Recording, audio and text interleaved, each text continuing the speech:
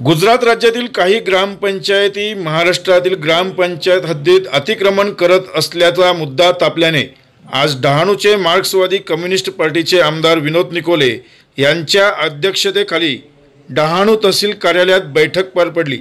महसूल विभागासह सीमा भागातील ग्रामपंचायतीचे सरपंच, ग्रामसेवक आणि भूमी अभिलेख कार्यालयाचे अधिकारी कर्मचारी यांच्यासोबत डहाणू तहसील कार्यालयात ही बैठक पार पडली असून हा सीमावाद लवकरात लवकर सोडवण्यासाठी प्रशासनाने प्रयत्न करावे असे निर्देश यावेळी आमदार विनोद निकोले यांनी उपस्थित अधिकारी आणि कर्मचारी यांना दिले।